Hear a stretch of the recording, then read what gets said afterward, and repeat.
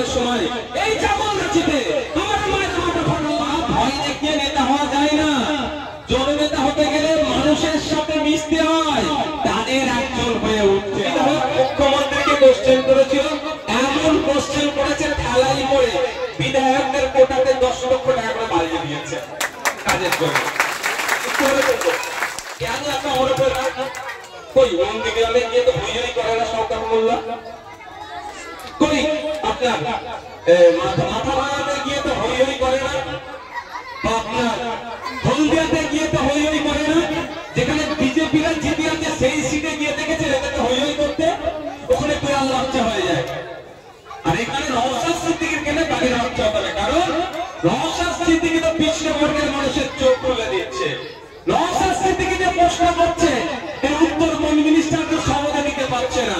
নওশাদ সিদ্দিকী যে কথাগুলো বলছে এটা কথাতে ওরা কাটতে পারছে না। ফলে কি করতে হবে? নওশাদ সিদ্দিকীর বিরুদ্ধে প্রোপাগান্ডা চালাতে হবে। সেই জন্য আমাকে পুরস্কৃত করার চেষ্টা করছে। আমি এটা নিয়ে ভাবি না, কিন্তু এই প্রসঙ্গ তুল্য বলে আজকে বলছি। এই প্রসঙ্গ তুল্য বলে আজকে বলছি। আজকে সায়নী ঘোষ মহাশয় এসে অনেক বড় বড় কথা বলছে। আমি সায়নী ঘোষ মহাশয়কে বলবো, আপনি তো ভাঙড়ের ভোট তো নেননি, জোর করে ভাঙড়ের গণনা কেন্দ্রে লোককে নিয়েছেন। গণনা তো করতে নেই, আমাদেরকে মাত্র করে যে আপনারা ভালো করে যাবেন। তারপরে আপনি এখন এমপি সার্টিফিকেট আপনার হাতে আছে, আপনি লোকসভাতে গিয়ে ভাঙড়ের কোন মানুষের কথা বলেছেন একটু একটা প্রমাণ দেবেন? আপনারা জানেন কি জানেন না, ঘটকপুকুর কিন্তু রেলের মানচিত্রে আছে, ঘটকপুকুরের লাইন হওয়ার কথা আছে। সায়নী ঘোষের মনে এটা জানা নাই। তাই আজকে সায়নী ঘোষকে আমি এখান থেকে বলতে চাই, আপনি এরপরে পার্লামেন্টে গিয়ে যে স্পিচ দেবেন, স্পিকার স্যারকে বলবেন, স্পিকার স্যারের মাধ্যমে দেশের রেল মন্ত্রীকে বলবেন, ঘটকপুকুরের মধ্যে যে রেল লাইন হওয়ার কথা ছিল যত দ্রুত সম্ভব ওই রেল লাইনটা করতে হবে। জানবেনই না, জানবে কি করে? জানবে কি করে? ও তো রিলের জিনিস আর রিয়েল লাইফে আসছে, রিয়েল থাকার কথা রিয়েলে আসছে, যে জানবে কি করে? বড় বড় কথা ভারতে গুন্ডা অবস্থান ফের হয়ে গেছে, এখন পুলিশকে কাজে লাগাচ্ছে। আমি একটা জিনিস ভেবে পাচ্ছি না, ভাঙড় থানার সব ক্যালকাটা পুলিশ ভাঙড় সাব ডিভিশনের আমি অধিকর্তাদের উদ্দেশ্যে একটা কথা বলতে চাই। গত কয়েকদিন আগে ভাঙড়ে এক নেতা, তৃণমূলের নেতা কি বলেছে, পুলিশের প্রতি নাকি আর ভরসা নাই, এবার লাঠির সঙ্গে এক ধরনের কথা বলেছে। আমি বলতে চাই, ভাঙড় থানার ওসিআইসি নয়, ভাঙড়ের ডিসি স্যারকে বলবো, আপনি একটা বাসি নিয়ে দাঁড়ান, পুলিশ নিরপেক্ষ থাকো, তারপরে বুঝিয়ে দেবে। ডিসি স্যারকে বলছি, আপনার পুলিশকে অপমান করে গেল, যে জনপ্রতিনিধি অপমান করে গেল, সেই অপমানের বদলা কিভাবে নিতে হবে আশা করবো আপনি বুঝিয়ে দেবেন। কারণ আমরা অত্যাচার সহ্য করার পরেও আমরা পুলিশ জিন্দাবাদ বলি, পুলিশ জিন্দাবাদ বলি, আর আপনারা যাদের হয়ে চাকরিটা করেন। ডিসি স্যার না করলেও ওসি স্যারেরা করেন, ওসি স্যার না করলেও বড় বড় মেধাবাবু তারাও করছে। কারণ আমরা দেখলাম লোকসভা নির্বাচনের সময় এই জামালগাছিতে আমার মায়ের মাথা ফাটালো, আমার বোনের যারা মাথা ফাটালো, তাদের বিরুদ্ধে ব্যবস্থা নিলেন না। তারপরেও ও এসে কি বলে গেল, পুলিশের প্রতি আর ভরসা নয়। সত্যি আমি ভাবি এটাই, পুলিশদের কি খারাপ লাগে না? পুলিশদের কি খারাপ লাগে না যে ওর হয়ে কাজ করছে, আবার ওরাও গাল দিচ্ছে, বলে যার হয়ে চুরি করি সেই চোরে বলে, সেটাও খারাপ লাগে না? আমি বলবো বন্ধুদেরকে একটু ভাবো, নিরপেক্ষতার সাথে কাজ করো, নিরপেক্ষতার সাথে কাজ করো। আমাদেরকে এত অন্যায় অত্যাচারের পরেও আমরা কি বলি তো নাকি আমাদের পুলিশ জিন্দাবাদ, আমরা সমগ্র পুলিশকে কোনোদিন মুর্দাবাদ বলিনি।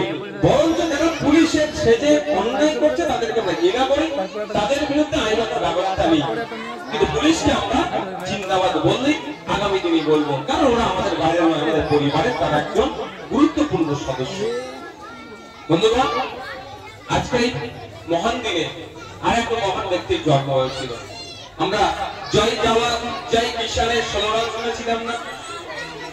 1965 সালে স্লোগান ব্যাপকভাবে প্রচারিত হয়েছিল সেই সময়, যুদ্ধের সময়।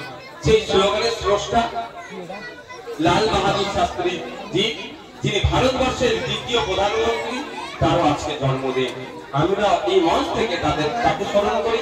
আর আপনার অহিংসার প্রতীক স্বাধীনতা সংগ্রামী গান্ধীজিকে আমরা এখান থেকে স্মরণ করছি। মহাত্মা গান্ধী নামে আমরা জানি এই মহাত্মা শব্দটি সংস্কৃত শব্দ। এর যে বিশ্লেষণ করলে অনেকটা যাবে। 1914 সালে দক্ষিণ আফ্রিকাতে এই মহাত্মার বেশি গুণগান হয়েছিল, পরবর্তীতে সারা পৃথিবীতে ছড়িয়ে পড়েছিল। তাই আমি আপনাদের বলবো, মহাত্মা গান্ধীর একটা বাণী আপনাদেরকে শোনাতে চাই। এই বাণীটা শুনলে অনেক তোলাবাজি নেতার কিন্তু গায়ে লাগতে পারে। এটা বলবো, কারা শুনতে চান? আপনারা শুনতে চান?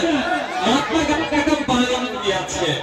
মহাত্মা গান্ধী বলছে, বল প্রয়োগ করে বা ভয় দেখিয়ে নেতা হওয়া যায় না। বুঝতে পারছেন? বল প্রয়োগ বা ভয় দেখিয়ে নেতা হওয়া যায় না। জোর নেতা হতে গেলে মানুষের সাথে মিশতে হয়, তাদের একজন হয়ে উঠতে হয়। অনেকে থাকতে পারে তো বাণীটা শুনে তো ভয় দেখার চলতে কি করছে দেখে দেখে বলছে, আইএসএফ থেকে ছেড়ে দিয়ে তৃণমূলে চলে আয়, নাহলে মিথ্যা মামলা দেব।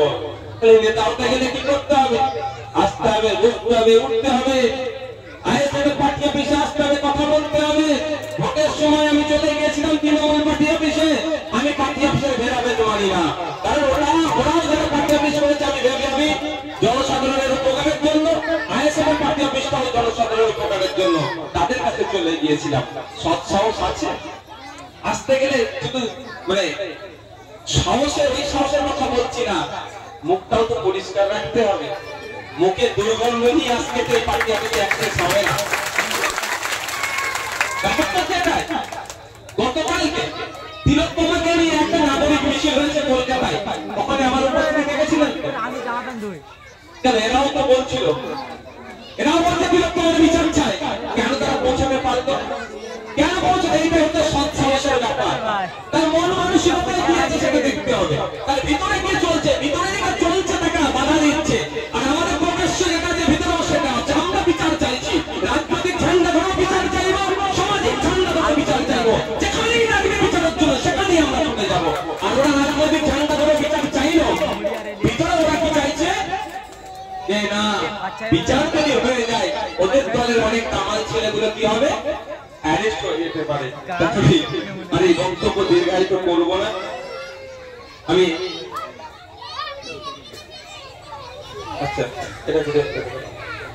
আমি বক্তব্য দীর্ঘায়িত করবো না, শুধু আমি এতটুকু আপনাদের বলতে চাই। এই আস্তে বাবু, বাবু একটু আস্তে।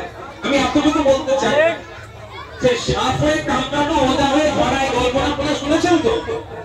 আমি বিরোধী দলের আমার কাজটা কি আগে আপনাদের জানতে হবে। আমার কাজটা হচ্ছে আমার এই নির্বাচনী ক্ষেত্রে যে সমস্যাগুলো আছে সেইগুলো তুলে ধরবো, যেখানে সমস্যা সমাধানের জায়গায় সেখানে পৌঁছানো। এবার আপনারা বলেন, ভাইজান আমাদের এখানে ছোট ছোট গোয়ালিয়ার ব্রিজ, ঢাকার ব্রিজ, তোমাদের কি গোয়ালিয়ার ঢাকার ব্রিজ, আরো যে সমস্ত ঢাকার ব্রিজ গুলো আছে সেগুলোর অবস্থা খারাপ। এগুলো কি আপনি জানিয়েছেন? যেখানে আইন তৈরি হয় সেই তথ্য আমার কাছে সব আছে, আপনারা জেনে নেবেন। বলে রাখছি আপনাদের, ছোট গোয়ালিয়ার যে ব্রিজ, ছেলে গোয়ালিয়ার যে ব্রিজটা আছে, 80 লক্ষ টাকা অ্যালাটমেন্ট করাতে নওশাদ সিদ্দিকী বাধ্য করেছে বিধানসভাতে।